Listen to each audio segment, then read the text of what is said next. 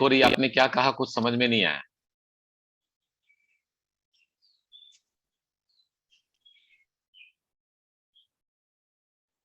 मैंने I just said over to you, sir. Thank you. चलो, we will start. आप शुरू करें। बिल्कुल आप बिल्कुल। शुरू करें। So friends, we had been doing that fifth chapter related to the understanding about pranayama, and next we are going ahead with dhyan and samadhi. In the last class, we were about to understand Kevali. We almost did Kevali, but at the same time, let us revise it one more time, so that we will get the hold of the same. Okay, how Gheranda Muni is leading us towards the understanding of attaining to Kevali, a state which is beyond the inhalation and exhalation. Okay. So coming to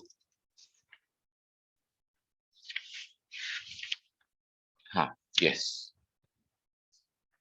Coming to shlok number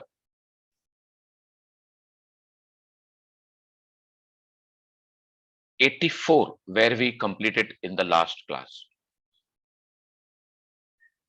where we discussed तस्मात् प्राणे स्थिते देहे मरणम नैव जायते वायुना घट संबंधे भवेत केवल कुंभकः. Therefore, the prana stays inside the body, and when the prana stays inside the body, death does not come to us. When Vayu gets spontaneously confined to the body, their result, the Kevala Kumbhaka.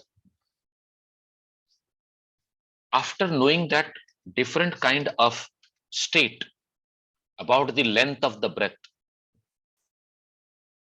कि खाते समय breath का length कितना होता है, दौड़ते समय breath का लेंथ कितना होता है, सोते समय कितना होता है, इस सारी चीजों को उन्होंने एक्सप्लेन करते हुए हमें यह बताया कि स्वभावे अस्य गतेर न्यून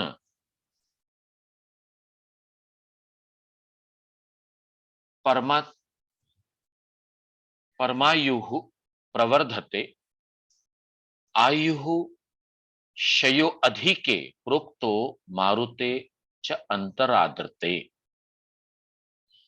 As the natural range of the expired air decreases.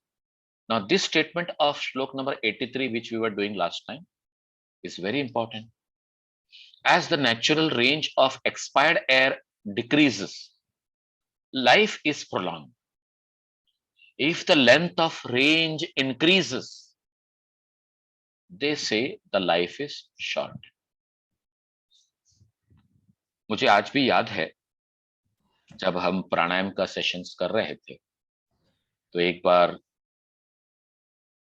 Asha madam ने कहा कि my breaths are becoming shallower and slower. तो शैलोअर का मतलब यही हुआ कि her breaths are becoming deeper, prolonged in duration, but shorter in length.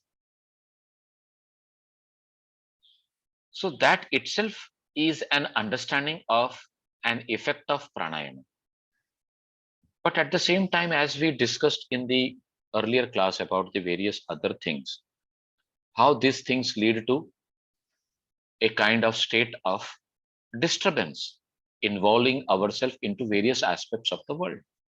And if you see in the shlok number 80, 82, 83, 83 में तो खैर हमने यही देखा, लेकिन ये 80, 81, 82 के अंदर हमने ये देखा कि हर एक एक्टिविटी के अंदर किस तरह से हमारे ये जो है लाइफस्टाइल से रिलेटेड जो एक्टिविटीज हैं हमारे ब्रेथ्स को जो है बढ़ा देती है. अब आगे देखो, Now we are coming to shlok number 85.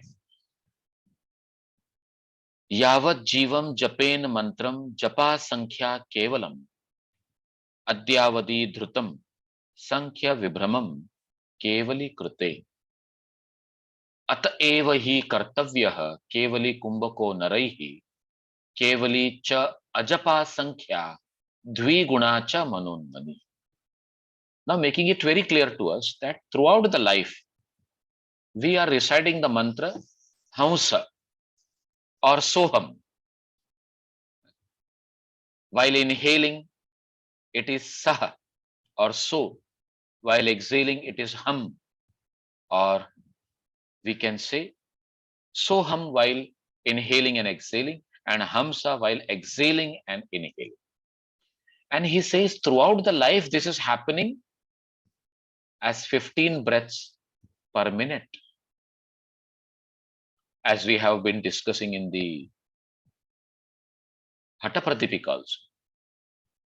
21,600 breaths is what we breathe throughout the day in those 24 hours. If we calculate 1 minute into our 15 breaths. So he says, if you are breathing 15 breaths per minute, you are living your life. But when you are blessed with Kevala Kumbhaka, then there is no question of rate of respiration at all. अगर आपने केवल कुंभक को ही प्राप्त कर लिया तो 1 minute में जो आपकी 15 सांसें हो रही हैं, या हो सकता है आपने रेगुलर प्राणायाम का अभ्यास करके भी वो 15 की जगह पे आपने 10 से 12 का रेंज अचीव कर लिया. आपने अपने लाइफ को तो प्रोलॉन्ग कर लिया, शरीर को स्वस्थ बना दिया, लेकिन फिर भी तो आप उससे जुड़े हुए हैं. लेकिन केवल कुंभक एक ऐसा कुंभक है जहां आपने अपनी स्थिति को उसको पा लिया, तो you will find that you are coming to that level and becoming completely still. In Manonmani Avastha, what happens? He says, the reduction of the rate of respiration is double to that of the rate of, yes, Kevali. Up Manonmani Avastha is Samadhi, and Kevali is a experience of retention of breath to such a great level as if you are no more inhaling and exhaling, but you are still remaining in the breath. And if this retention of the breath doubles up, reduction of the breath getting doubles up means what? The retention of the breath becoming more prolonged and more extended. अब इन्होंने कहा कि मनोन्मनी, the reduction in rate of respiration is double. मान लेते हैं Ashutosh sir ने retention of the breath जो है he has done to such a great level that now his breath has become almost 2 in a minute. Almost 2 in a minute. In regular breathing, not in pranayam. And in pranayam, he may be doing only one breath for almost 3 minutes. अब ये जब 3 minutes की बात बोलते हैं तो कितना हो गया टोटल? 180 seconds. समझ लीजिए, for 20 seconds he is inhaling and he is retaining the breath for 40 seconds. Not 40, 80 seconds, sorry. It has to be 4 times, isn't it? So 20 inhalation हो गया, retention 80 हो गए, 80 और 20 हो गया 100, और exhalation is 40. So almost 140 seconds means 2 minutes and somewhat above. Now 2.5 minutes समझो उन्होंने ले लिया एक साइकिल को कंप्लीट करने के लिए, वन ब्रेथ को कंप्लीट करने के लिए. And the reduction rate is double. What is the reduction rate? To make the thing happen double to that of Kevali. That means he is able to do this one cycle for 5 minutes. And as that doubles up, the experience of Manonmani Avastha ensures you are experiencing a state of Samadhi. But let me be very clear here. It is still the state of Samprajñat Samadhi, not Nirbija Samadhi. Because Bij is there. You are going into that Samadhi, Manonmani, and you are again coming back. और ऐसे 5 minutes के अगर हमारे Ashutosh sir के अगर कभी एक cycle बनते जाएंगे, he will find that he is not breathing. Maybe he have taken one breath, but he will not realize that he has taken breath, because now his whole attention is on that retention. And here Gheran Muni says that is Kevala Kumbhaka. So you have come to that level of understanding. How to do it? Nasabhyam Vayum Akrushya Kevalam Kumbhakam Charet Ekadi Chatushashtim Dharayet Pratheme Dine. ये मैं revise कर रहा हूँ, आशा madam last class में नहीं थी, तो just for the sake of our all of us getting it understood कि how the breath as you draw the air in for pranayam and stopping breathing, on the first day you have to retain the breath for almost 1 to 64 times. अब 64 कब आता है? जब हमारा ratio होता है 16, 64 and 32. तो 64 यानी उन्होंने सीधा डायरेक्टली स्टार्ट कर दिया कि तुम्हारी तैयारी अभी 64 में की है, यानी retention of the breath has to happen up to 64. केवलिम अष्टधा कुर्याद यामे यामे दिने दिने. अब वो बोल रहे हैं कि ये केवली कुंभक जो है दिन में 8 बार करो, यामे यामे यानी एवरी 3 आवर्स. कभी कभी हमारे स्टूडेंट्स लोग को हम लोग बोलते हैं तो वो बोलते हैं सर खाली केवली करते रहेंगे तो दूसरा काम कब करेंगे? तो मुझे ये उनको बोलना पड़ता है कि एक बार ये लेवल के प्राणायाम के प्रैक्टिस में आ जाओगे तो दूसरा काम करने का है क्या नहीं है वो मेमोरी में से सब डिलीट हो जाएगा. Nothing will be remaining there in your mind itself.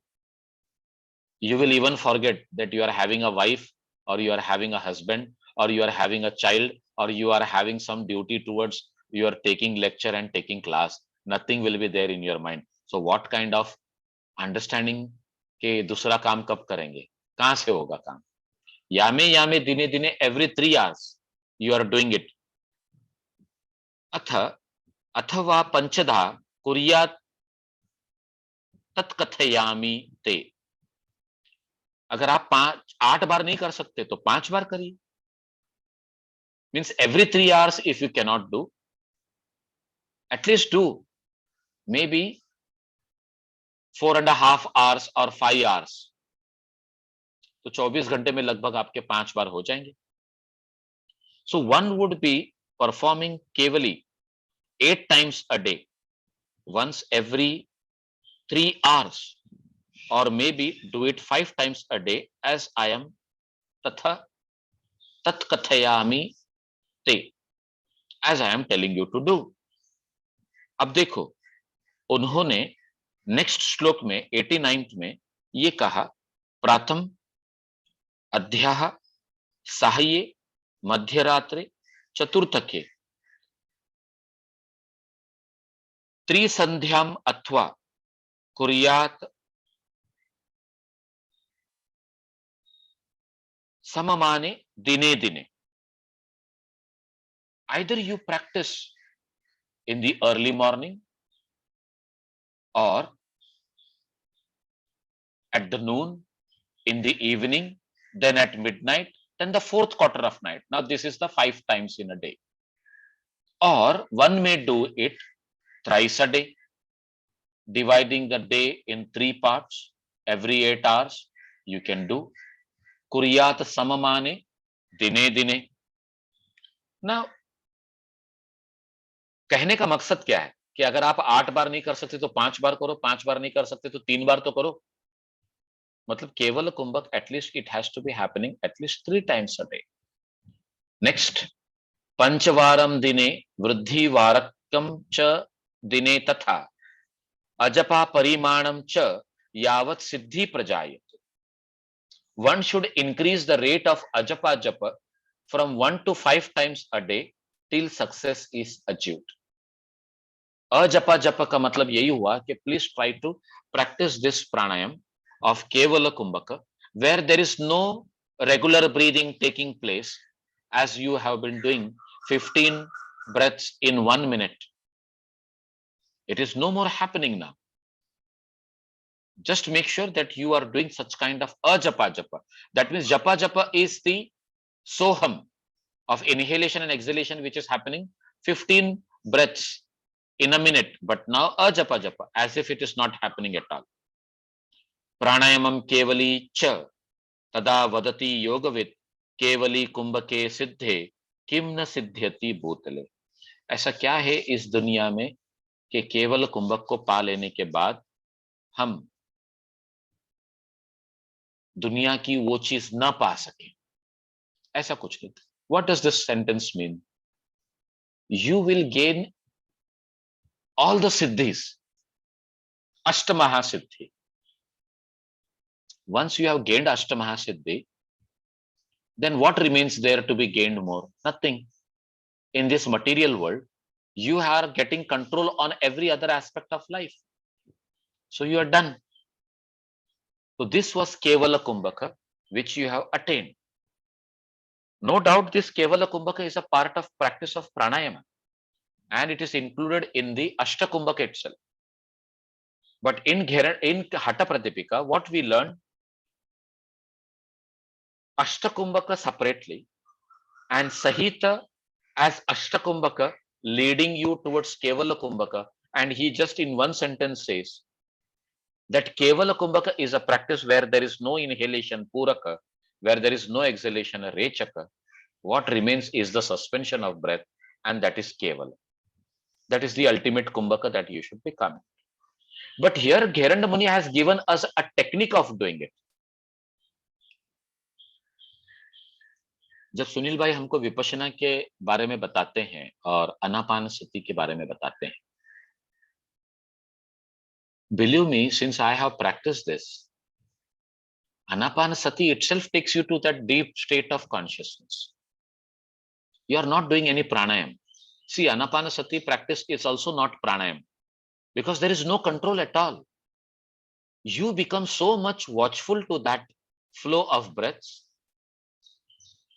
that one day the breath stops, but you are alert, alive, awake, and completely involved into that awareness.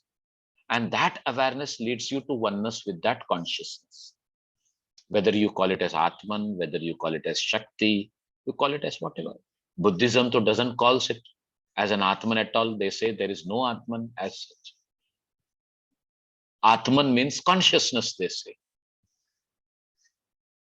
तो खैर ये हमने समझ लिया. But at the same time, this kind of understanding is very, very essential before going for the next chapter, which is nothing but the 6th chapter, Shashta Upadesha, dealing with the what we call as dhyana. Very interesting. और मानो जैसे इस chapter में जैसे हम लोग last class में discuss कर रहे थे, will lead us into a kind of script which makes us understand what is Stula Dhyana, what is Jyotir Dhyana, and at the same time what is what we call as Sukshma Dhyana. The way he has explained, very short chapter, maybe we will finish within 1 hour. But at the same time, dhyana is something that we have to practice and experience and go to that state. Dhyana cannot be learned or taught by giving instructions or listening to instructions. It has to be very clear that I am sitting in dhyana and slowly, I'm gradually shifting into my deeper states of consciousness and becoming settled over there. So let us go ahead on that journey of understanding what Gheranda Muni has to talk about dhyana. स्थूलम ज्योतिष तथा सूक्ष्मम ध्यानस्य त्रिविधम विदुः स्थूलम मूर्तिमयम प्रोक्तम ज्योतिष तेजोमयम तथा सूक्ष्मम बिंदुमयम ब्रह्म कुंडली परदेवता. Now he says dhyana is of three types. Trividam viduhu. Take note of it. Dhyana is said to be of three kinds. Sthula means gross meditation. Jyoti, that means light meditation. Light means meditation with what you can say as flame, meditation with some light which is giving us brightness.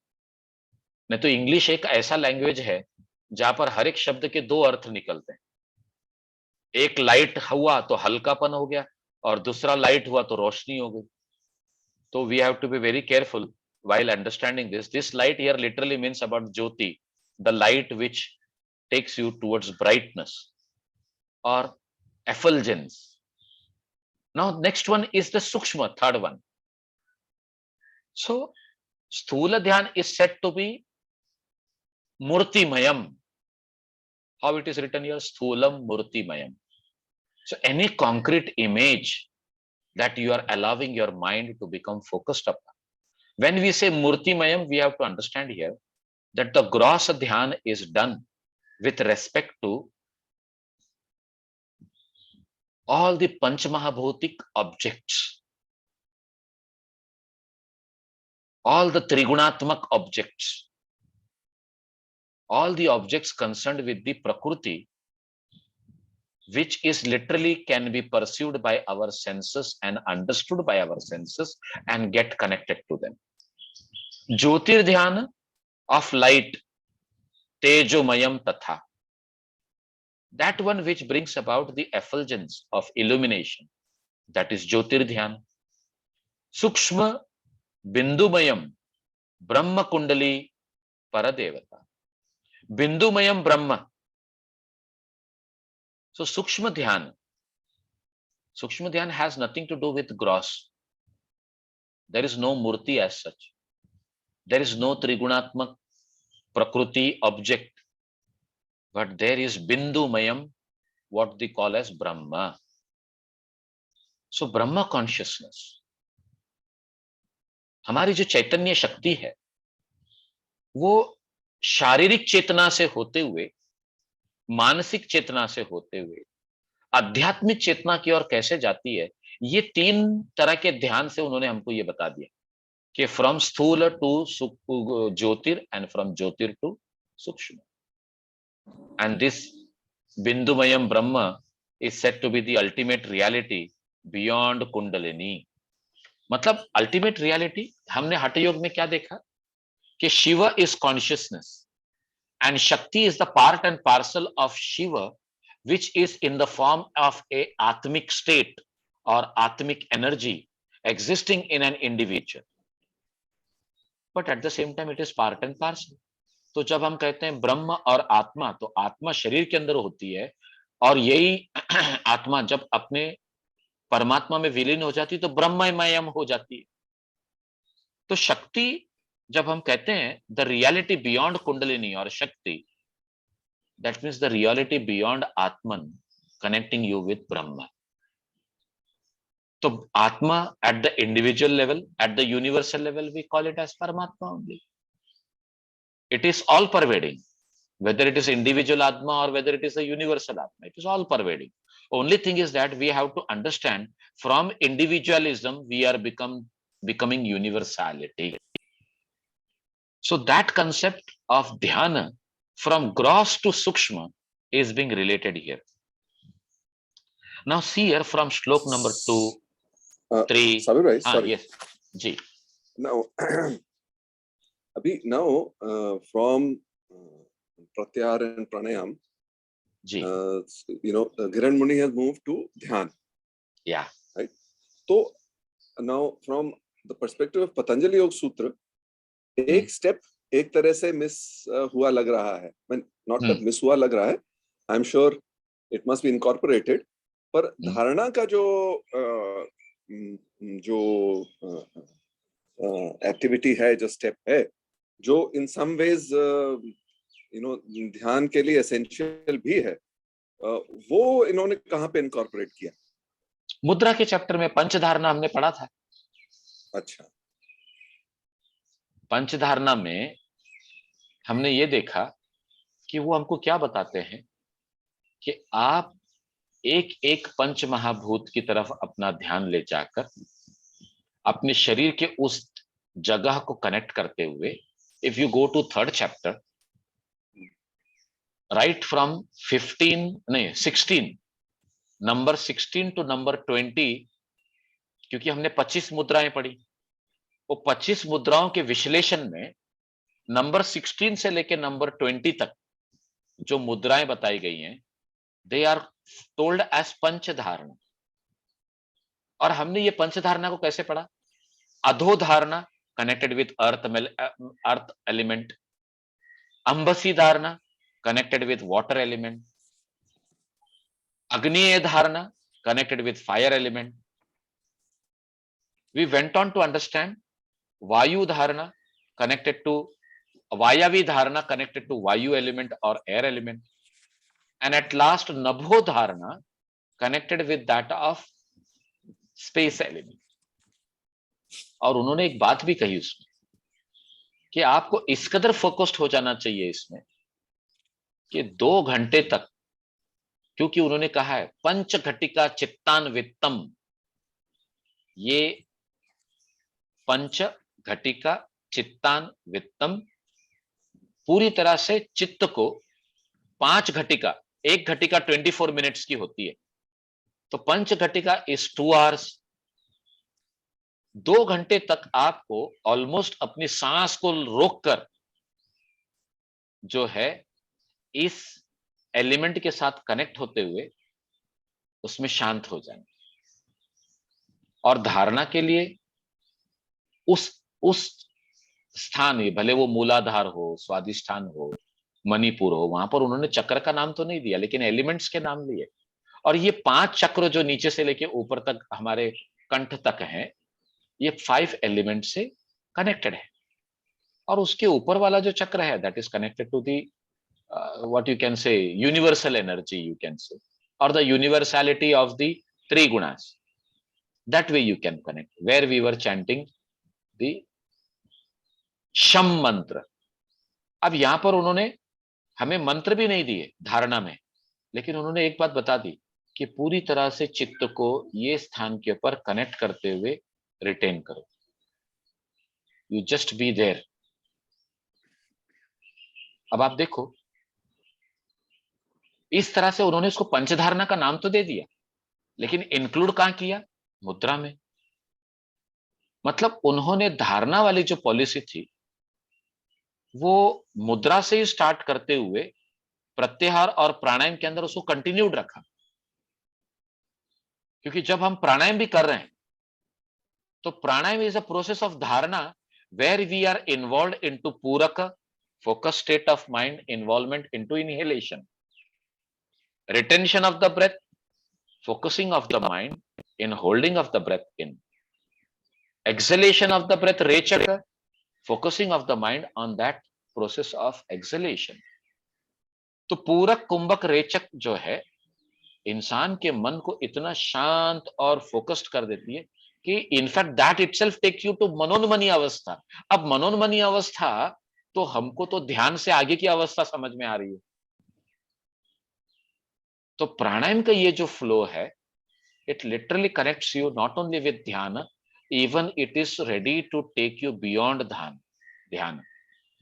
और वही state जो है उन्होंने केवल कुंभक का हमको बताने के लिए कहा।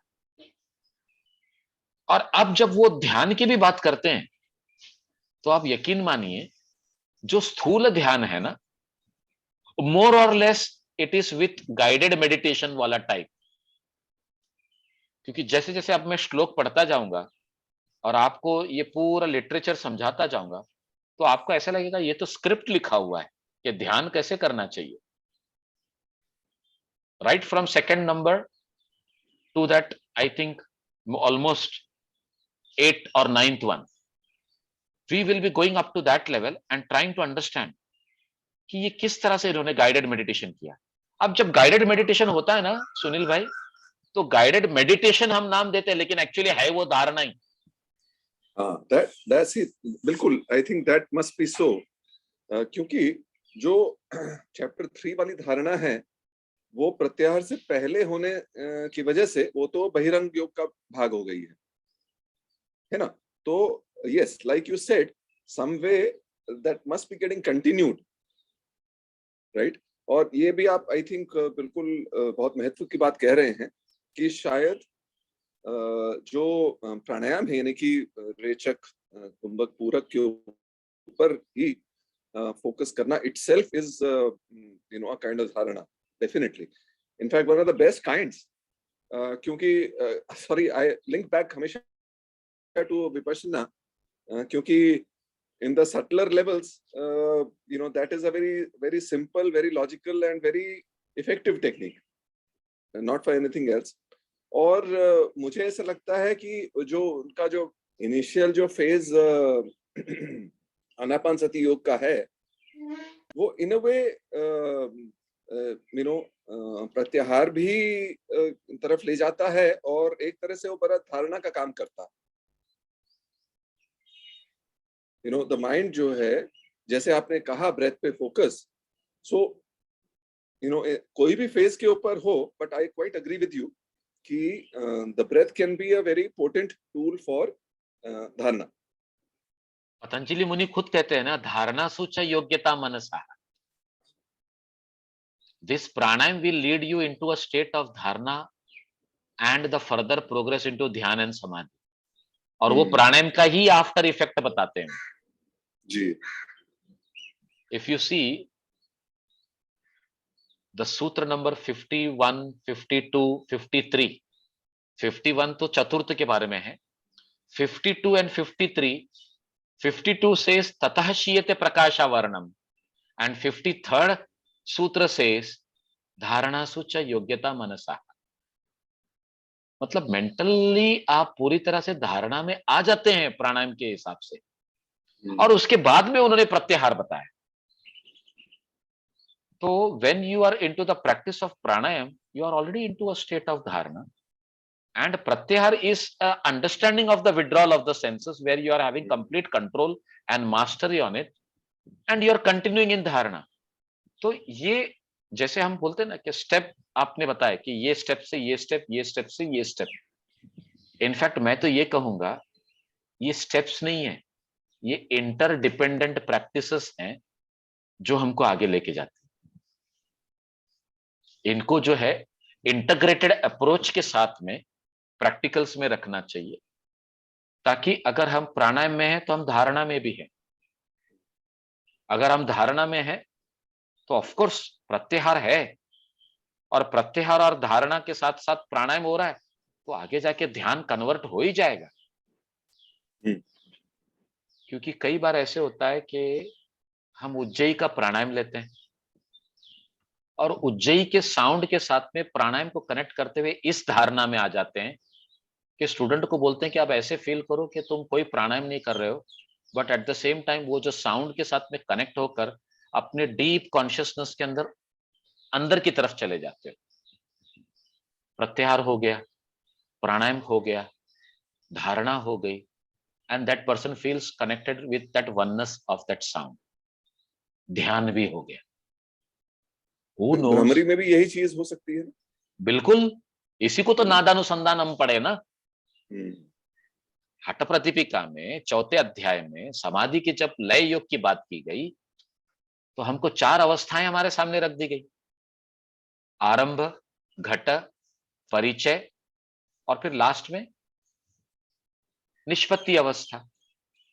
तो आरंभ अवस्था से घट, घट से परिचय और परिचय से निष्पत्ति, this 4 states of transcendence is nothing but the state of dharana and dhyana leading you into samadhi. That takes you to samadhi only. और अच्छा, ये गुरुजी अयंगार साहब ने ये 4 अवस्थाएं जो हैं आसन की प्रैक्टिस की फ्रुक्टिफिकेशन या मैच्योरिटी की वो कही हैं। तो इन दैट सेंस आसन में रहते हुए भी जैसे जैसे अपन डीपर लेवल से कलेक्ट करते हैं तो हम सहज रूप से स्पॉन्टेनियसली अपन जो अष्टांग योग के पढ़ते जाते हैं स्टेप्स में. Is that right? अभी आपने जैसे कहा ना कि अयंगार जी ने कहा है, मैं आपको बता दूं अयंगार जी ने उसको शिव संहिता में से लिया हुआ है. शिव संहिता में इसका डिस्क्रिप्शन है कि एक्चुअली आरंभ अवस्था को हमको कैसे समझना चाहिए, घट अवस्था को हमको कैसे समझना चाहिए, परिचय अवस्था को हमको कैसे समझना चाहिए. और हर एक अवस्था को उन्होंने योगिक प्रैक्टिसेस के साथ में जेल करते हुए, शिव संहिता में जेल करते हुए हमको निष्पत्ति अवस्था में समाधि में ले जाते हैं. तो जैसे आपने कहा कि अयंगार जी ने यह कहा है, that fact is coming to us from Shiv Samhita. Shiv Samhita को जो चौथा अध्याय है जिसमें प्राणायाम की संकल्पना की गई और प्राणायाम के बारे में बताते हुए, क्योंकि शिव संहिता के ऑथर कौन है हमको तो पता नहीं, लोग तो कहते हैं शिवजी ने लिखा हुआ है, बट वो शिवजी का लिखा हुआ नहीं है, किसी ने लिखा है. लेकिन उसने कहा कि ये तो शिवजी के बोल है, मैं कौन होता हूं अपना नाम देने वाला इसको, तो उन्होंने नाम नहीं दिया. But at the same time उन्होंने शिव संहिता में ये बात कह दी कि तुम्हारी अब तैयारी है कि तुमने षटकर्म कर लिया, तुमने आसन कर लिया और लगभग जो है तुमने शरीर को दृढ़ता प्रदान कर दी. अब ये दृढ़ता प्रदान करने के बाद में जो तुम्हारा ब्रीदिंग का स्टेट है, ऐसे समझो प्राणायाम के अंदर ये तुम्हारा आरंभ वाली अवस्था है. और प्राणायाम के अंदर वाली उन्होंने घटा अवस्था भी बताई कि घटा अवस्था वो है जहां पर आप प्राणायाम के डिसिप्लिन को करते करते आप शरीर को इस कदर अंडरस्टैंड करते हैं कि from gross body you are getting involve completely into the subtle body which is related to the pranamaya kosh, manomaya कोश. और प्राणमय और मनोमय के अंदर जो इमोशनल वाली बातें होती है, मेंटल वाली जो एक्टिविटी होती है, उसके ऊपर कैसे ग्रिप लाया जाता है, ये शिव संहिता के अंदर हमको क्लैरिटी के साथ में समझ में आता है. फिर उन्होंने क्या किया मालूम है, परिचय अवस्था की बात की. और परिचय अवस्था में क्या बताया उन्होंने कि जैसे जैसे आप ये घट अवस्था के अंदर स्थापित हो जाते हैं तो परिचय अवस्था ऑटोमेटिकली आपको उन सिचुएशंस का परिचय कराती रहती है जहां पर कभी आप कोई सुपर नेचुरल पावर को एक्सपीरियंस कर रहे हैं, जहां पर आप ठंडी, गर्मी, बारिश इससे परे हो जा रहे हैं, कोई फर्क नहीं पड़ रहा. कड़ी धूप में चल रहे हैं, नंगे पैर जमीन पर, चटका नहीं लग रहा आपको. बारिश में चल रहे हैं, आप भीग नहीं रहे हैं. वो कहते हैं कि ना तुमको बारिश भिगा सकती है, ना हवा तुमको सुखा सकती है. ऐसे शब्दों का उन्होंने इस्तेमाल किया. You come to that level, that means you are going beyond the panch mahabhautik level. Now that level is parichay avastha. और ये परिचय अवस्था से आपको क्या करना है, निष्पत्ति की ओर जाना है. निष्पत्ति अवस्था इज नथिंग बट दी निरुद्ध अवस्था. और वो निरुद्ध अवस्था को उन्होंने समाधि की स्थिति बताकर छोड़ दी, क्योंकि उसके आगे एक्सप्लेन करने के लिए कुछ जगह ही नहीं रह जाती. जो इंसान समाधि में चला गया वो वापस क्यों आएगा अपने को बताने के लिए क्या एक्सपीरियंस किया. और ये हर टेक्स्ट में हुआ है, योग सूत्र में भी ऐसे ही हुआ है, योग वाशिष्ठ में भी यही हुआ है. हर हठ योगिक टेक्स्ट में आप देखो यही होता है. कोई भी जो है समाधि में क्या होता है ये नहीं बताते. हाँ, समाधि के संप्रज्ञात समाधि के इतने स्टेज होते हैं, संप्रज्ञात तक बताएंगे, सबीज समाधि के बारे में बताएंगे, सविकल्प समाधि के बारे में बताएंगे. लेकिन जब निर्विकल्प की बात आती है तो उसका क्या एक्सपीरियंस होता है, वो बोलते हैं तुम जाओ और एक्सपीरियंस करो. ऐसा हिसाब किताब.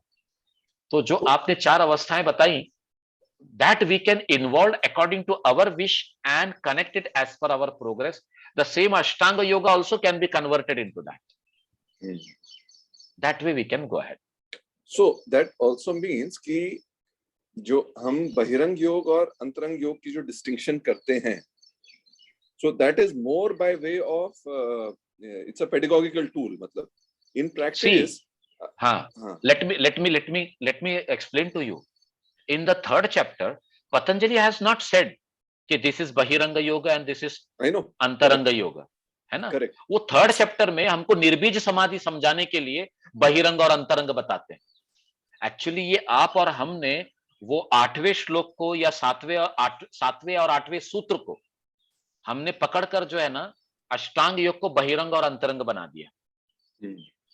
लेकिन उन्होंने कहा कि ये जो संयम के जो धारणा ध्यान समाधि जो है, ये वो अंतरंग है जो निर्बीज समाधि के लिए बहिरंग है। उन्होंने ऐसे भी नहीं कहा कि पहले जो 5 मैंने बताए वो बहिरंग योग है। हमने समझ लिया। क्यों समझ लिया? क्योंकि उन्होंने क्या कहा कि ये धारणा ध्यान समाधि जो है ये अंतरंग है। तो अब हमारे आपके दिमाग में क्या आता है, अगर इन्होंने इसको नाम अंतरंग दिया है तो by default we should take the earlier 5 practices bahirang, जो हर एक लोगों ने कर दिया, किताब में छाप दिए, समझा दिया, बात चल पड़ी। लेकिन उन्होंने वो सूत्र क्यों कहा? क्योंकि वो बताना चाह रहे थे कि अगर आपके हिसाब से ये अंतरंग है तो ये नोट कर लो कि ये धारणा ध्यान समाधि जिसको आप अंतरंग कह रहे हैं वो बहिरंग है। किसके लिए बहिरंग है? निर्बीज के लिए। और ये जो सिचुएशन है हमको ये समझना चाहिए कि इसका मतलब क्या हुआ। राइट फ्रॉम यम नियम up to the state of samadhi, you are bahiranga only if you are practicing and experiencing the thing, because experience literally connects you with that prakriti. Beyond experience की जब हम बात करते हैं that goes to पुरुष है।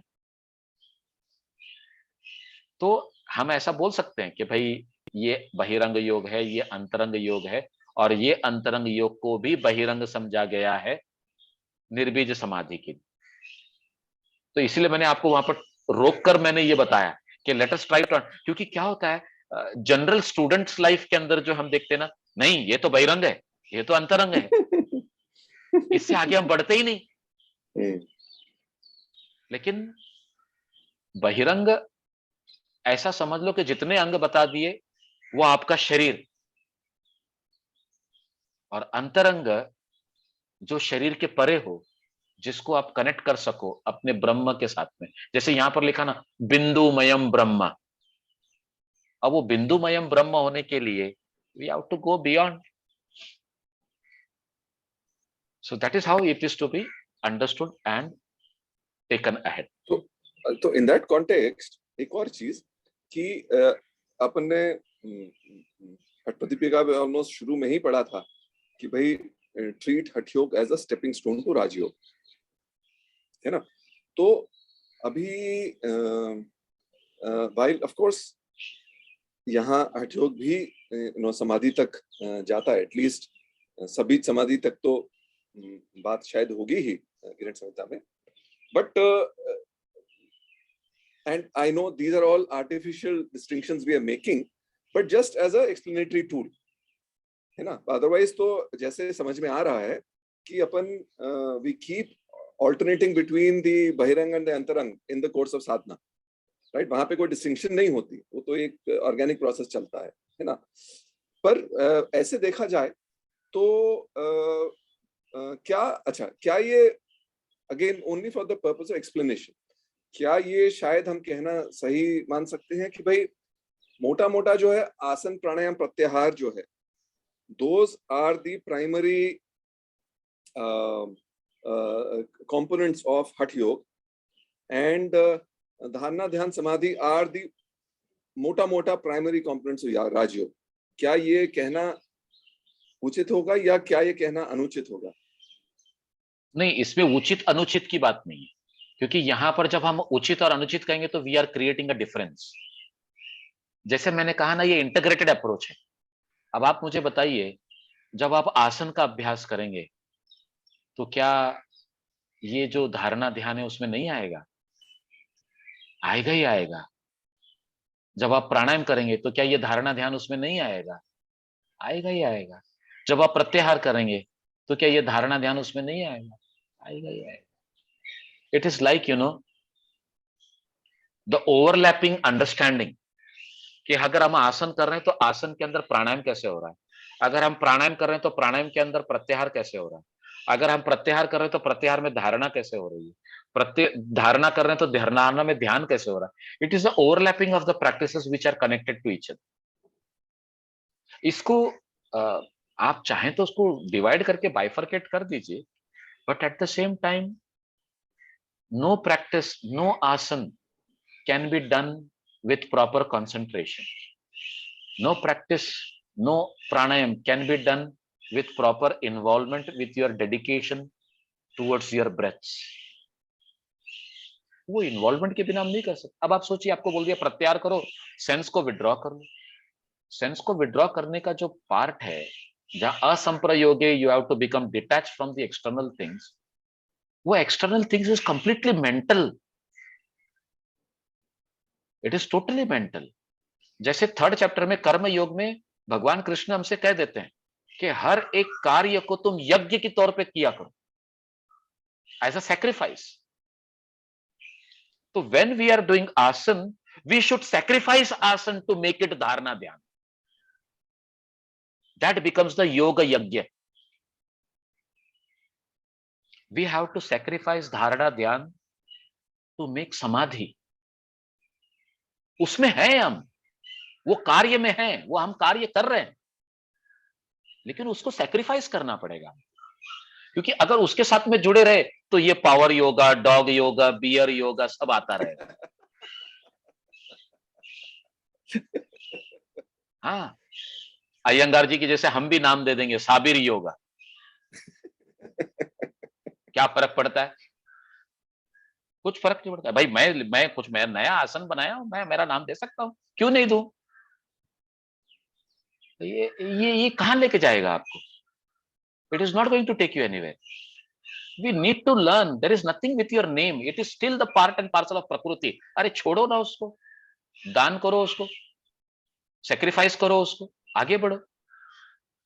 The moment this culture comes in your mind ना sir, आपका डिस्टिंक्शन ही खत्म हो जाता है। You will only distinct in one thing, कि ये चित्त सत्व की स्थिति में आ गया, अब इसमें पुरुष रिफ्लेक्ट हो रहा है। अब मुझे ये जो ज्ञान प्राप्त हो रहा है कि ये सत्व चित्त के अंदर जो पुरुष रिफ्लेक्ट हो रहा है, उसको भी मुझे त्यागना है। तद वैराग्याद अपि दोष बीज शये कैवल्यम। ये थर्ड चैप्टर का 50th या फिर 51st सूत्र होगा। तो वो जो सत्व को भी हमको ड्रॉप करना है, क्योंकि दोष बीज है वो फिर से तुमको हो सकता है बाहर ले आए। हमको अगर कैवल्य अवस्था की प्राप्ति करनी है तो ये डिस्टिंक्शन लाना जरूरी है। कौन सा डिस्टिंक्शन? कि हम अभी सत्व के अंदर वो ज्ञान प्राप्त कर लिए हैं जहां पर लिटरली आई कैन सी पुरुष। तो when I can see Purusha, I want to be it. So from doing of that distinction we should come into that being of separation, and in that being of separation you are with the purusha, you are no more with prakriti. That is kaivalya. तो और एक बात बोलता हूं, उन्होंने आसन से पहले हमको यम नियम बताए, और यम नियम का एक्सप्लेनेशन करते हुए उन्होंने हर एक यम नियम के बाद में जो है हमको एक प्रकार की सिद्धि बता दी। वो जो सिद्धि है, अगर कभी हर एक इंसान यम नियम का पालन सही तरीके से कर ले और वो सिद्धियों का भी एक्सपीरियंस कर ले, अब आप मुझे बताइए ऐसे इंसान को आसन, प्राणायाम, प्रत्याहार, धारणा क्या जरूरत है? बिल्कुल सही, बिल्कुल सही। या सहज रूप से हो जाएगा वो। He is already into Raja Yoga. He is already into Raja Yoga. So this Ashtanga Yoga has to be understood as per the need of that individuality, कि where his nature has hold him and where he need to come out. देखो चौथे अध्याय में, चौथे अपना जो योग सूत्र का जो हमने चौथा अध्याय पढ़ा, उसमें हमने एक कंसेप्ट को पढ़ा, निर्माण चित्त। निर्माण चित्त का उन्होंने क्या कहा कि you, if you have decided, you can gain Kaivalya in this very birth. हम बोलते हैं ना कि पता नहीं 10 जन्म पहले का जो है वो इस जन्म में मिला होगा, और शायद हो सकता है जो अगला जन्म हमको मिलने वाला है वो कई और जन्मों के बाद का एक्सपीरियंस उसमें आएगा, क्योंकि एक जन्म के अंदर पिछले सारे जन्मों के कर्म को हम भोग नहीं सकते, ऐसा हमारा अंडरस्टैंडिंग है। पतंजलि मुनि बोलते हैं तुम ऐसे 5 चित्त बनाओ निर्माण चित्त करते हुए, क्योंकि तुम अब सिद्धि प्राप्त कर लियो ना। अब तुम साबिर शेख से योगी साबिर हो गए हो ना, है ना। तो अब तुम चित्त का निर्माण करो। एक चित्त को लगा दो पिछले जन्मों के भोग को भोगने के लिए, दूसरे चित्त को लगा लो उसके पहले वाले जन्म के भोग को भोगने के लिए, और तुम सब पांचों जन्मों के भोग को भोगते हुए अपनी इस साधना में लगे रहो कि तुमको इससे मुक्त होना है। उन्होंने निर्माण चित्त की बात की, आर्टिफिशियल माइंड क्रिएशन की बात की, और हम लोगों ने कई संतों के बारे में यह सुना है। अब साईं बाबा की स्टोरी मेरे सामने है। साईं बाबा को दिवाली के लिए गांव वालों ने दावत दे दी, और उनको पता चला कि दावत सबकी एक ही टाइम आ रही है, क्योंकि वो चिराग लगने के बाद ही वो दावत है। और सब लोगों ने क्या देखा कि साईं बाबा सबके घर में है, जबकि वो अपने कोठड़ी में अपने साथी के साथ में बैठ के चिलम फूक रहे थे। तो वो जो उनके साथ में जोड़ीदार बैठा हुआ था बोलता, तुम्हारे पास कहां थे खाने के लिए? वो तो मेरे साथ में चिलम फूक रहे थे। बोले नहीं नहीं, वो तो हमारे पास आए थे। फिर दूसरा आता, वो बोलता नहीं वो तो हमारे पास आए थे। तीसरा आता है, बोलता नहीं वो तो हमारे पास थे। Now what did Sai Baba did? Not only he created a Nirmana Chitta, but he created Nirmana Kaya also. ये योगियों की दशा है। उनको अपने, क्योंकि उनको ये भी समझ में आ रहा है ना कि ये मेरे कर्म का भोग है, कि मुझे इसके भी घर पे जाना है, इसके भी घर पे जाना है, इसके भी घर पे जाना है, सब जगह पे जाकर मुझे ये भोग लगाना है। But at the same time I want to get rid of all this things. So how to fasten the process? Fast track में हम कैसे जा सकते हैं? और उसके लिए पतंजलि मुनि ने हमारे सामने निर्माण चित्त रख दिया कंसेप्ट। 4th चैप्टर का स्टार्टिंग का ही तो है। स्टार्टिंग के 5 श्लोक पढ़ लो, आपको निर्माण चित्त क्लियर हो जाता है। उसके बाद में कर्म जो सिद्धांत है वो फिर से शुरू हो जाते हैं। शुक्ल कर्म, कृष्ण कर्म, ये सब फिर से शुरू हो जाते हैं। तो जब हम ये डिस्टिंक्शन की बात करते हैं ना, मैं जो फ्रेश स्टूडेंट भी आता हूं ना, फ्रेश स्टूडेंट भी जो आता है, या फिर जब हम टीटीसी के लेसन्स लेते हैं, हम उनको एक ही बात बोलते हैं कि देखो ये अष्टांग योग का कंसेप्ट है। हम आपको आसन सिखा रहे हैं, हम आपको षटकर्म सिखा रहे हैं, हम आपको प्राणायाम सिखा रहे हैं। It is like in one period you are learning this, in the second period you are learning this, in the third period you are learning this, but the 3 things you are learning on the same day, simultaneously, one after another. When you practice, always keep your mind that all the 3 things are happening at one time. Student बोलते sir ये कैसा possible रहेगा? ठीक है, अगर आपको लगता है पॉसिबल नहीं है, प्रैक्टिस करो। कैसे पॉसिबल होता है वो उस टाइम पे मेरे इंस्ट्रक्शन में मैं बताता जाऊंगा, and then let me know whether it is happening or not. And literally it happens. एक बार आशा जी ने खुद कहा कि कभी कभी तो मेरा मन करता है कि आप प्राणायाम वगैरह कुछ करो ही नहीं, ऐसे ही बैठे रहो। I still remember her words on that day, and she said कि I would better lie down and do shavasan, or even shavasana I don't want, I just want to be seated now, no more other things, this is yoga for me for today, she said on that day. सब हो गया ना भाई, उसमें आसन भी हो गया, प्राणायाम भी हो गया, प्रत्याहार भी हो गया, धारणा हो गई, ध्यान हो गया, सब हो गया। अब ये तो एक टीचर का सिखाने का तरीका है कि ये सारी चीजों को समझकर हम किस तरह से कनेक्ट करके उसको जेल करें, इंटीग्रेट करें, और जो डिसइंटीग्रेटेड लाइफ है उसको इंटीग्रेशन की तरफ ले जाए। So this is how we have to understand it, sir. Yeah, very true. See, I have for all these years, जैसे मैंने कहा, मेरी साधना has been very क्या कहा जाए, turbulent to say, हाँ। तो लेकिन so that's why I remained focused. मैंने कहा भाई हम नियम पहले कर लेते हैं, उनके कर तो क्या लेते हैं, पर उनके ऊपर जरा थोड़ा कोशिश कर लेते हैं, रिफ्लेक्ट और करना फिर है, आगे बिल्कुल। जैसे, हाँ, फिर आगे जैसे होगा वैसे देखेंगे। तो धीरे धीरे मुझे ऐसा प्रतीत होने लगा कि in a way within Ashtanga Yoga there are 3 shall we say subsets of yoga. एक यम नियम by itself is a you know, a kind of technology, let's say. एक मुझे लगा कि आसन प्राणायाम प्रत्याहार by itself is a technology, और एक वो तो धारणा ध्यान समाधि तो है ही है ना। तो ये और वो आज अपनी जो चर्चा से अब ये मुझे थोड़ा क्लियर हुआ कि अपन वही प्रोसेस को कहीं से भी शुरू करें तो वो सारे एलिमेंट्स तो उसके अंदर आ ही जाएंगे इन प्रैक्टिस, है ना। थ्योरी तो समझाने वाली बात है। तो बहुत अच्छा, I think it has led too much clarity. Thank you. sometimes when people teach त्राटक, तो वो त्राटक क्रिया को त्राटक ध्यान बोलते हैं।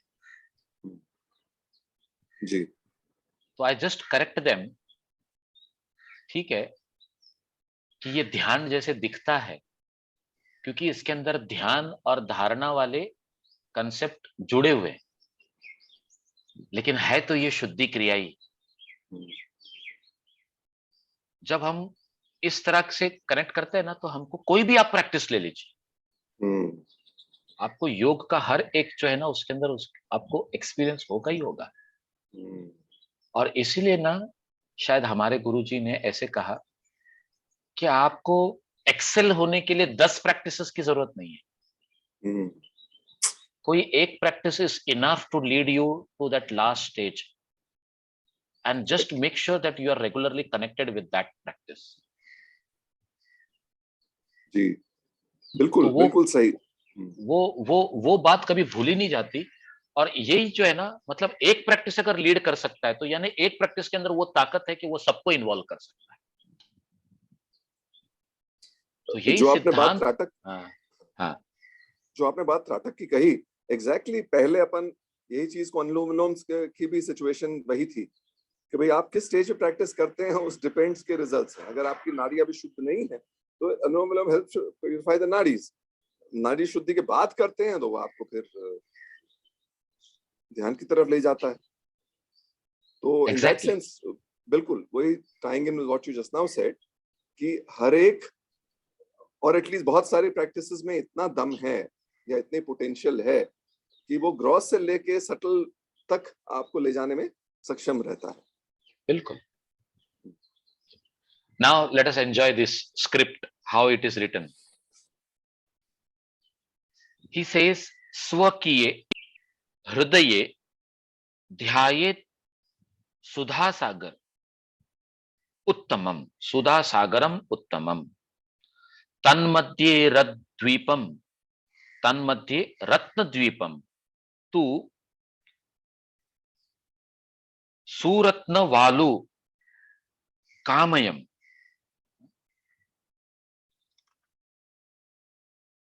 चतुर्दिक्षुम नीपतरुम बहुपुष्प समन्वितम, नीप उपवन संकुलै वेष्टितम परिखा इव मालती मल्लिका जाति केसर चंपकैस्तया पारिजातैः स्थलपद्म गंध मोदित इंगमुखैः, तन्मध्ये संस्मर्यते योगी कल्प वृक्षम मनोहरम, चतुः शाखा चतुर्वेदम नित्य पुष्प फलान्वितम, भ्रमरा कोकिला स्तत्र गुंजनती निगंदन्ती च, ध्यायेत् तत्र स्थिरो भूत्वा महामणिक्य मंडपम, तन्मध्ये तु स्मरेद योगी पर्यंकम सुमनोहरम, तत्रेष्ट देवताम ध्यायेत् ध्यानम गुरुभाषितम, यस्य देवस्य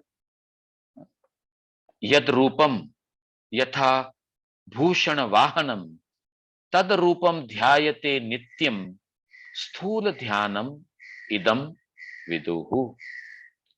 अब श्लोक नंबर 2 से लेकर 8 तक मैंने पढ़ दिया। अब मैं क्या चाहता हूं कि इसकी जो मीनिंग है ना, वो आप लोग आंख बंद करके सुने, पीठ को सीधा रखकर बैठे, है? जहां पर भी आप बैठे हैं हाथों को घुटने पर रख दें, आंखें बंद कर ले। It is not only the meaning of the 7 shlokas that we have read, but at the same time it is a lot to do with the practice itself, as if it is a script written and we are told to just experience that, taking us from instructions to imaginations to visualizations, and from visualizations to experience of that self. See how beautifully he has done. Now, if you are sitting erect with your back, closed eyes, as you have settled down, imagine that in the region of the heart there is an excellent, huge ocean of nectar, Amrut Shirisagar. In the midst of the ocean, there is an island of precious stones, where even the sand is also made up of gems. On the floor, on the four sides of the island, there are various nipa trees, which are huge, tall, like that of tada and coconut trees, with an abundance of flowers at their foot, that is surrounded by the forest of nipa trees. The flowers contains the flower of malati, mallika, jati, kesara, champaka, parijat, and sthalapadma, making the quarters very fragrant and with their sweet smell, as if it were a ditch all around. In the midst of that, let us imagine a beautiful kalpavriksha, a wish yielding tree having four branches, representing the four Vedas, and perpetually these four branches are laden with fruits and flowers. Fruits and flowers in those branches are nothing but the beautiful experiences of our life. The beetles humming around, the cuckoos singing. That means various experiences related to the material world. Fixing your mind here, contemplate on a pandal set with precious gems just beside that kalpavriksha. In that pandal, let the yogi imagine a beautiful throne, and on that throne, meditate on this tutelary deity, whoever may be your tutelary deity, Ishta Devata, Lord Krishna, Lord Ganesha,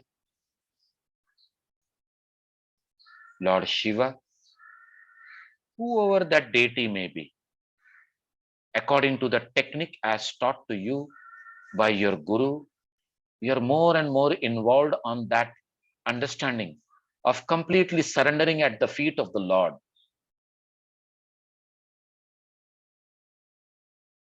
Whatever may be the shape, size, color, even the attire, ornaments, or maybe the vehicle of that deity, our vision should be always towards surrendering and meditating upon it.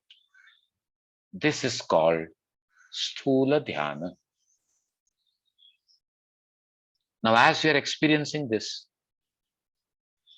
slowly, slowly, become aware of your breathing, become aware of your whole body, become aware of your surrounding, gently opening your eyes, or else taking your own time to open your eyes. Come out. धीरे से आंखें खोलकर बाहर आ जाओ. अब देखो, यही 7 श्लोक हमने पढ़े, but at the same time, if you have closed your eyes and hearing it, You are leading yourself into that state of guided meditation where you are becoming completely surrendered and relaxed. That is nothing but Sthula Dhyana. Now he doesn't stop there, explaining to us Sthula Dhyana in this manner. Let us go ahead and try to understand Sthula Dhyana from the next shloka. Sahasrare Mahapad Karnikayam Vichintayet Vilagra Sahitam Vilagna, not Vilagra, Vilagna Sahitam Padmam Dwalair Dwadasha Bhiyutam. Now see, he is giving us instruction of the another guided meditation. Sahasrare Mahapadme, 1,000-petaled lotus. Karnikayam Vichintayet, उसका जो pericarp है, विलग्न sahitam padmam dalair dwadasha. Oh, it is made up of 12 petals. So pericarp is the place from where all the petals are attached and they are blooming outside. And he says that pericarp itself is containing petals within. जैसे कि प्याज, जिसको हम onion कहते हैं, उसके एक ऊपर का लेयर निकालो, उसके अंदर दूसरा लेयर होता है, दूसरे लेयर को निकालो, उसके अंदर तीसरा लेयर होता है, तीसरे लेयर को निकालो, चौथा लेयर होता है ना? ऐसे उन्होंने कहा कि इस पद्म यानी लोटस का जो पेरिकार्प है उसके भी 12 पेटल्स। अब देखो वो 12 पेटल्स में हमको क्या समझाने जा रहे हैं। शुक्ल वर्णम महातेजो द्वादशैर बीज भाषितम ह स श म ल व र युम ह स ख फ्रे, ये 12 बीज अक्षर उन्होंने हमारे सामने रख दिया और आगे क्या कहा, यथाक्रमम। ये सारे के सारे जो 12 पेटल्स जो हमने आपको बताए ये इस क्रम में है। अब आगे क्या बोलते हैं, तन मध्य कर्णिकायाम तू अ कथा आदि रेखा त्रयम ह ल क्ष कोण संयुक्तम प्रणवम तत्र वर्तते। अब उन्होंने देखो हमें एक ट्रायंगल की बात की है कि in the center of that pericarp there is a triangle which is having this 4 beej mantra angles. What are those angles? Ha, la, ksha and ka.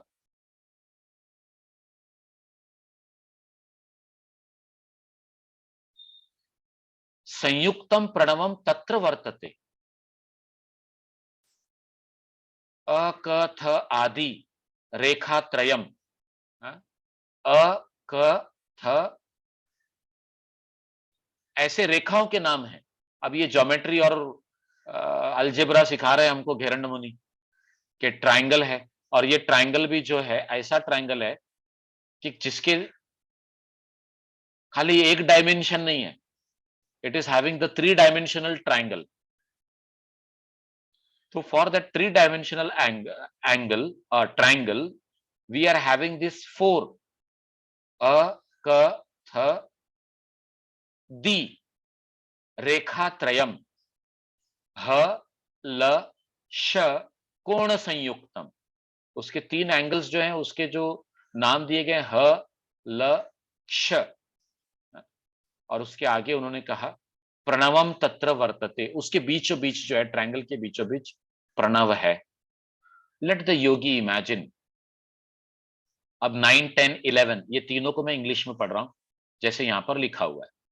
Let the yogi imagine in the pericarp of the great 1,000-petaled lotus another lotus with 12 petals, white in color, highly refulgent and having 12 बीज अक्षर और letters, ह, स, श, म, ल, य, नहीं है, व, र, युम, ह, स, ख, फ्रे, in that order. In the pericarp of this smaller lotus, there stands the pranava. उसके बीचों बीच ओम है, in a triangle of which the sides are a, ka, tha, di are the lines and the angles ha, ra, sh. अब ये जो explanation Kaivalyadham ने यहां पर दिया हुआ है, ऐसे अलग अलग जो टेक्स्ट है, एक है हमारा publication Chaukhamba publication from Varanasi, they have not gone for 3 dimensional thing, उन्होंने 3 ही एंगल बताए, अ, क, थ और ह, ळ, श, ये 3 एंगल बताकर उन्होंने काम को निपटा दिया। तो फिर ये इन्होंने यहाँ पे दी कहां से मिल गया इनको? तो कई बार ऐसा भी होता है, अ, ख, थ आदि होना चाहिए, तो उन्होंने दी ले लिया, जैसे कि हम लोग बोलते हैं ना इत्यादि, तो अ, क, थ ऐसे 3 ही हो सकते हैं और आदि जो है उसके आगे का हो सकता है।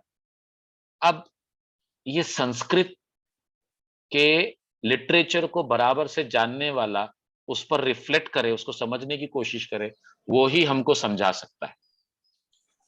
तो यहां पर शायद आशुतोष सर की हेल्प लेनी पड़ेगी हमको इसको अच्छी तरह से समझने के लिए। तो I don't know, but at the same time concept कैसा है? आप एक लोटस को ले लो, लोटस के 1000 पेटल्स है, उसका जो पेरिकार्प है, बल्ब है, वो बल्ब भी जो है एक छोटा लोटस के समान है, उसके 12 पेटल्स हैं और 12 पेटल्स के एक एक पेटल के उन्होंने बीज अक्षर के साथ में नाम रख दिए, और फिर वो पेटल्ड लोटस के अंदर का जो बीच का जो पेरिकार्प है उसमें उन्होंने एक ट्रायंगुलर बता दिया। अब देखो, मैंने ये ट्रायंगल ऐसे करके शेप कर दिया, तो आपको जो दिखाई दे रहा है 1 डायमेंशन है, लेकिन अगर इसको 3 साइड से देखेंगे तो इसके 3 डायमेंशंस आपको दिखेंगे, एंड यू विल वंडर, अगर नीचे भी एक ट्रायंगल है और साइड से भी 3 ट्रायंगल है और ऊपर एपेक्स है, तो नीचे के 3 एंगल जो है उसको हम एक नाम दे सकते हैं और ऊपर जो चौथा एट द एपेक्स है उसको चौथा नाम दे सकते हैं। ऐसा भी हो सकता है। That is because of the 3 dimensional figure understanding A triangle. तो कैवल्यधाम वाले भी गलत साबित नहीं होते यहाँ पे, वो भी सही है और चौखंबा वाले भी सही हैं, उन्होंने जिस तरह से इसको इंटरप्रेट करके हमको समझाने की कोशिश की है। तो ये समझने के बाद में एक्चुअली हमको घेरण मुनि कहना क्या चाहते हैं? Literally is taking you into अ स्थूल ध्यान विद द तंत्र इन हिज माइंड। ये मंत्र तंत्र shape size triangle rectangle pentagonal ये सब जो है ना, रेक्टेंगुलर, ये सब तंत्र के अंदर आता है। अब उन्होंने इमेजिन करने के लिए बोला 1000 पेटल्ड लोटस, उसमें 12 पेटल वाला पेरिकार्प, उसका अपना पेरिकार्प, उस पेरिकार्प के अंदर ट्रायंगल। अब मैं इंस्ट्रक्शन देना शुरू करूं तो दूसरे ध्यान में ले जाऊं आपको। सो this is the second understanding of that स्थूल ध्यान। एंड इफ वी साहिल कम भाई, जी, हाँ सॉरी, ये तंत्र के अंदर एक शायद शायद आई डोंट नो, जो यंत्र का एक कॉन्सेप्ट या एक कंपोनेंट आता है, कहीं ये उससे रिलेट तो नहीं करता? यंत्र is a part and parcel of तंत्र सर जी। करेक्ट, वही तो बिना ये कहीं यंत्र के यंत्र। तंत्र वाली बात हो ही नहीं सकती, आगे बढ़ ही नहीं सकती। हम्म,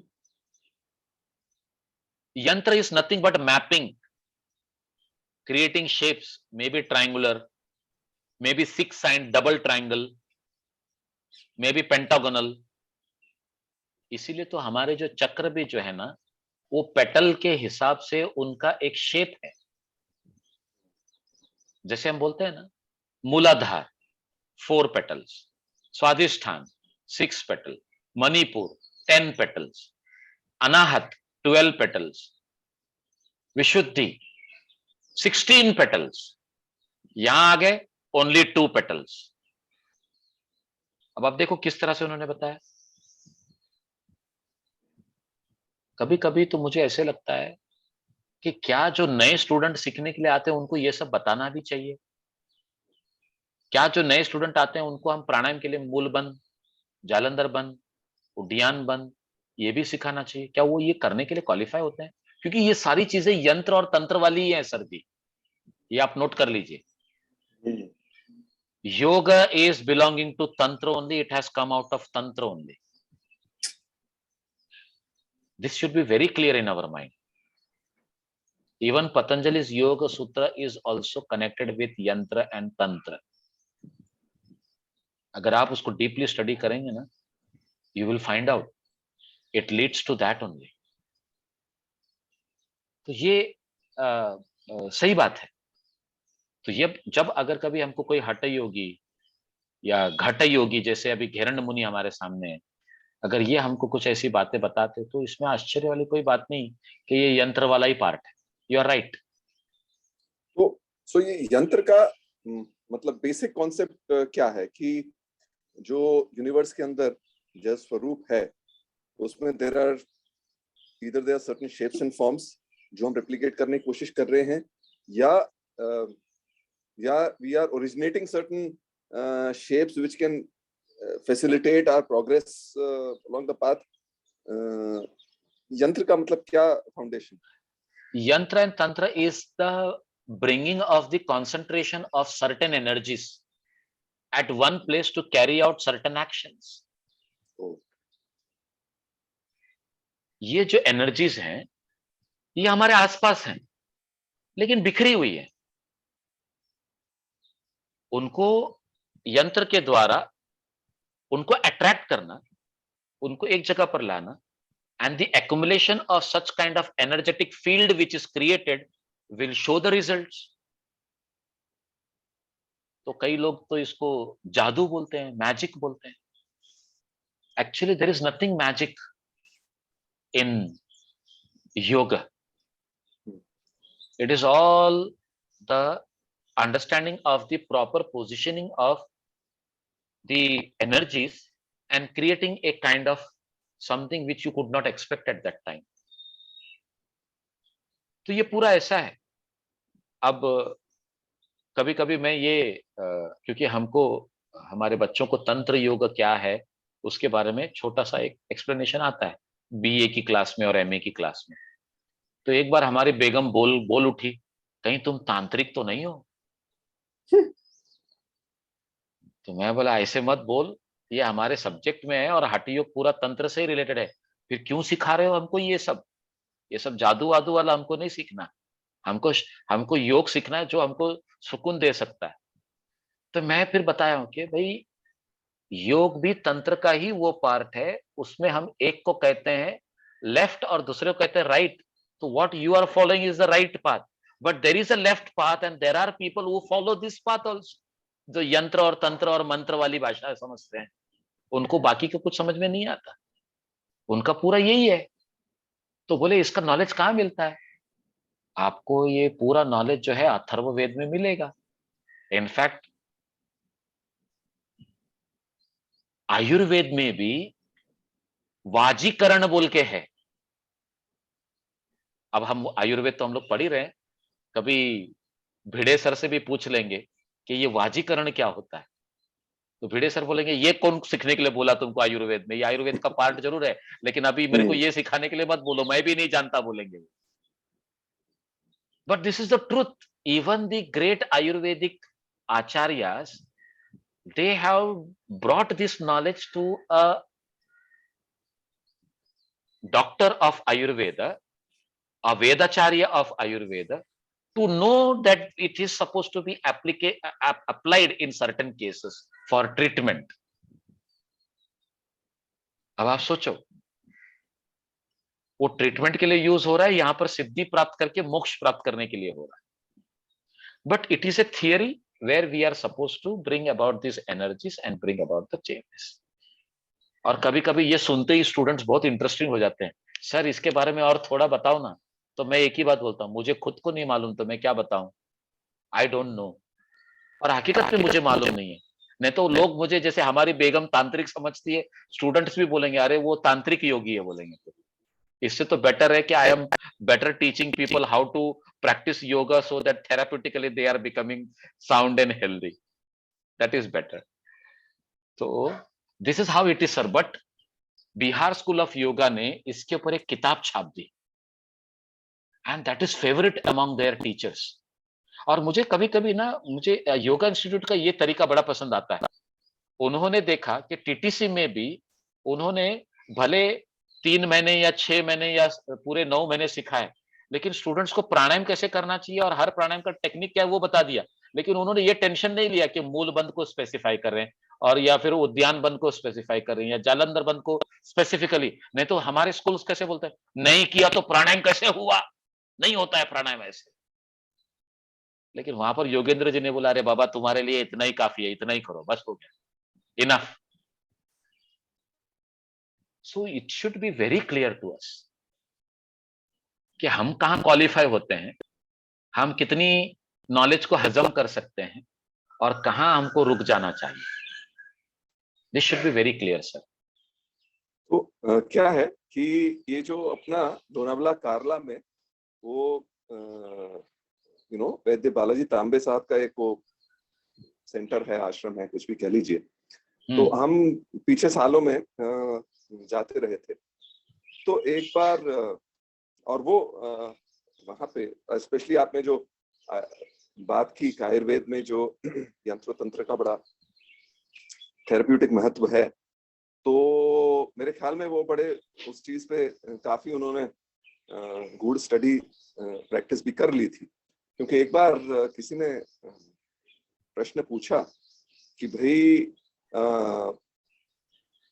ये आप जाने क्या ये कुछ कर रहे हैं तो इससे वो देवी देवता नाराज नहीं होंगे. आई फॉरगेट कि वो क्या एक्चुअल इंस्टेंस था. तो ये क्वेश्चन आंसर सेशन में था. तो उन्होंने बोला, देखो तुम उसकी मेरी रिलेशनशिप देवी के साथ में, मैं शाम को उनसे क्षमा मांग लूंगा, तो मेरी तुम चिंता मत करो, अपना सोचो. तो फिर किसी ने पूछा, अच्छा ये देवी देवता मतलब होती क्या चीज है, इसको अगर सरल भाषा में कहें तो क्या होता है. तो बोला, look upon them as kind of set of energy programs. सही है. तो हाँ, तो जैसे आपने अभी दरअसल बताया, इसलिए मुझे ख्याल आया क्योंकि आपने बताया कि all of these through these yantra we bring together certain energies in a certain organized form.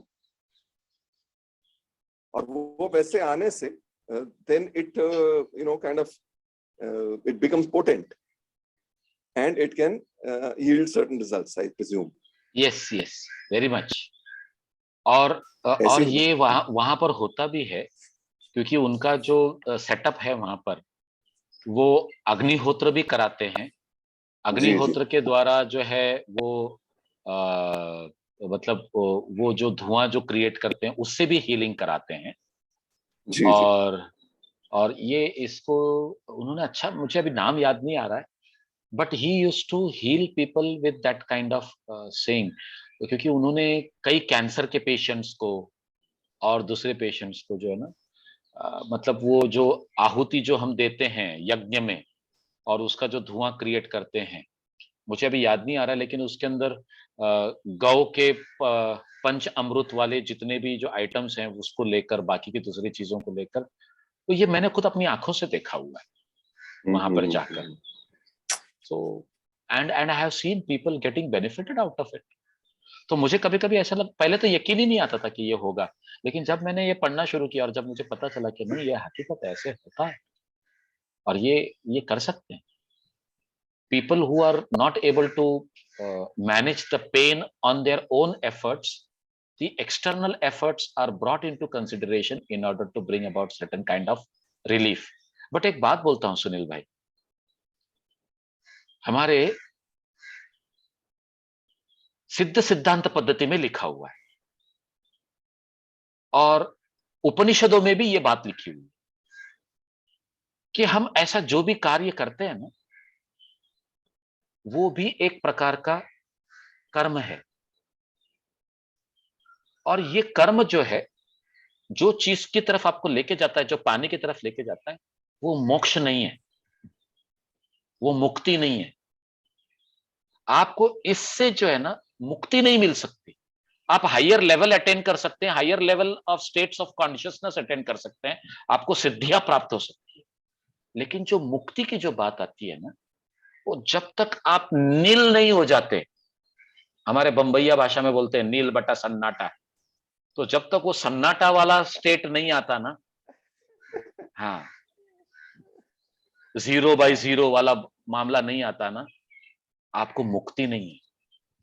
और ये बात जो है ना, तांत्रिक टेक्स्टों में भी लिखी हुई है कि अगर ये तुमको ले जाएगा तो तुम ये जरूर पालोगे, लेकिन अगर इसमें बीच में थोड़ा भी फिसल गए तो तुम नीच योनि के अंदर चले जाओ। ये भी लिखा हुआ है। नीच योनि का मतलब ऐसा कोई गंदी योनि वाली बात नहीं है, लेकिन जो हम भू भुवः स्वः महाजना तप सत्यम की बात करते हैं, ऊर्ध्व लोक की बात करते हैं, वैसे अधोलोक भी है। तल पतल तलातल अतल महातल वितल, ऐसे नीचे की तरफ भी है।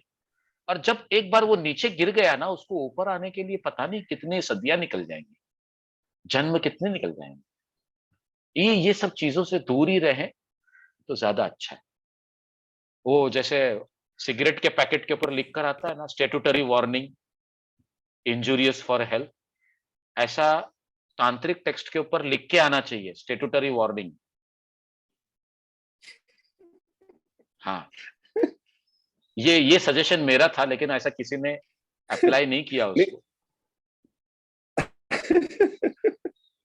नहीं, वैसे देखिए, यम नियम जो है, it's a very very shall we say safe foundation. एक बार इसमें एस्टेब्लिश हो गया, फिर आगे अपन कुछ भी कर लें, ऐसी कोई परेशानी वाली बात नहीं है। But this is south, this very interesting. I think we can explore it further. शायद मेरे ख्याल में अपन we are approaching the end of our time today. या पर ये क्यों, ये बात बिल्कुल ठीक है कि मुक्ति के लिए डायरेक्टली ये मतलब देयर इज अ रिस्क। वही जो सिद्धियों के लिए पतंजलि मुनि ने कहा है, वही शायद तंत्र के लिए भी एप्लीकेबल है।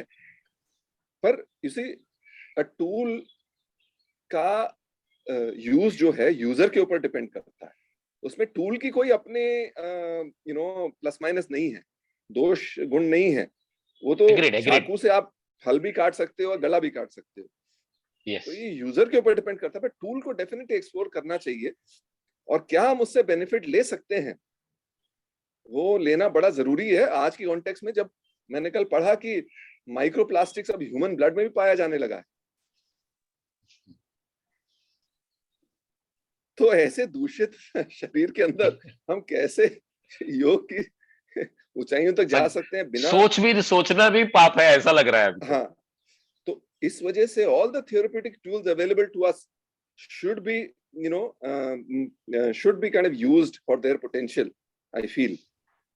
हमारे एक जो टीचर हैं जिनका नाम डॉक्टर श्रीराम आगाशे है, उन्होंने एक दिन लेक्चर में कहा था कि एक समय ऐसा आएगा ना कि योग के अंदर जो सिद्धांत हैं, यही अल्टीमेट रेमेडी अवेलेबल रहेगी, वो तो है, बाकी की वो तो सारी है। रेमेडीज फेल होने वाली है। उन्होंने ऐसे कहा, correct, no allopathy, no Ayurveda, no homeopathy will work on the conditions of the body, only yoga will help. Correct, बिल्कुल दुरुस्त। वही है। Anyways, we will stop